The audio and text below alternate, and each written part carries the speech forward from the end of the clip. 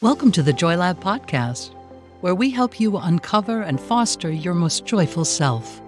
Your hosts, Dr. Henry Emmons and Dr. Amy Prasek, bring you the ideal mix of soulful and scientifically sound tools to spark your joy, even when it feels dark.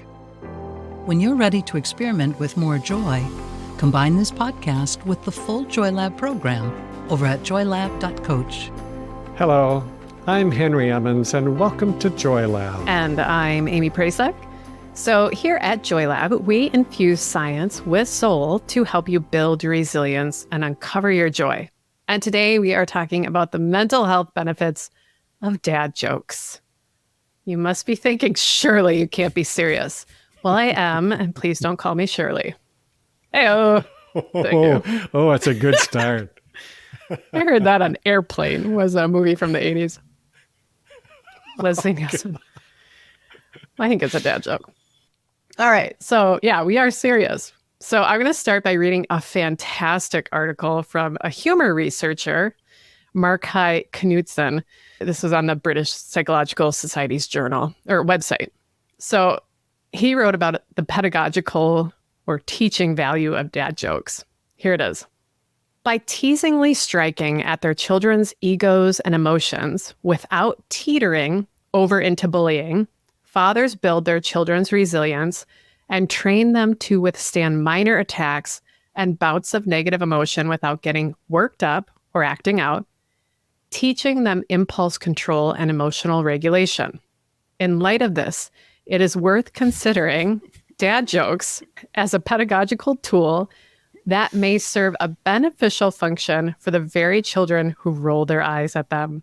By continually telling their children jokes that are so bad that they're embarrassing, fathers may push their children's limits for how much embarrassment they can handle.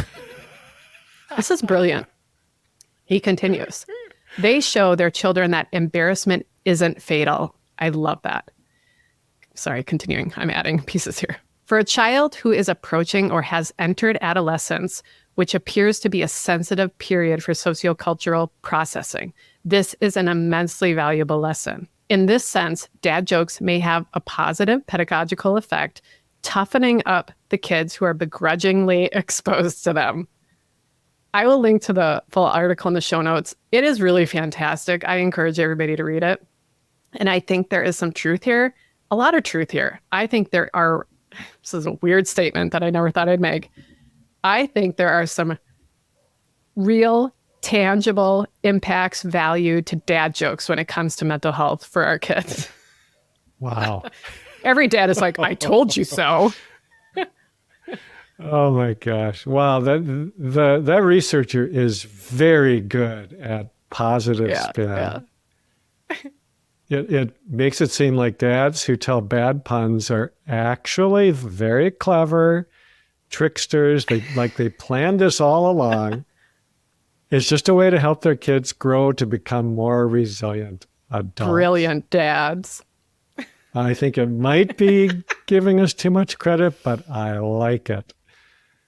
There's also something just kind of wholesome and innocent about it. I think, too, that in a weird sort of way, it demonstrates really good self-esteem on the part of the dads. Yeah. Because they apparently don't care what other people think of them and their jokes. They're going to just go ahead and do it anyway. So I will admit, I've made more than my fair share of bad puns and word plays. I actually love doing it. I also love teasing. And I can't stop myself, even though my two sons are now in their 30s. They have a great, very well-developed sense of humor, which I don't take credit for, but I really do enjoy it. And I just have always seen humor as such an advanced skill of resilience and a sign of good mental health. And it's also a great tool to maintain really good mental health. Yeah, I think this is a testament to how humor and resilience and healing are related. Just like you said, we really are a silly species. And we connect through humor by sharing our embarrassing moments and not taking ourselves too seriously. The catharsis of laughing something out of moving past something with humor, of understanding our shortcomings by finding some humor in them. I think those are real coping skills, and they can be really helpful when used appropriately. Yeah, I totally agree. So I had an opportunity just this weekend to practice a little bit of this. Our son and daughter-in-law and their 2 little ones spent the weekend with us. These are really little ones. My high level of humor kind of just sails right over their heads. But I think we should probably share a couple of dad jokes. You okay with that? Absolutely. Okay, so I read the article that you were referencing, Amy, and they had a bunch of jokes in there. Yeah, they were great. Some of which I thought were worthy of sharing. So here's a couple. What did the drummer call his twin daughters? And a 1 and a 2. Hope everybody's laughing. Okay, and here's the second one. Then I will stop. To whoever stole my copy of Microsoft Office, I will find you. You have my word.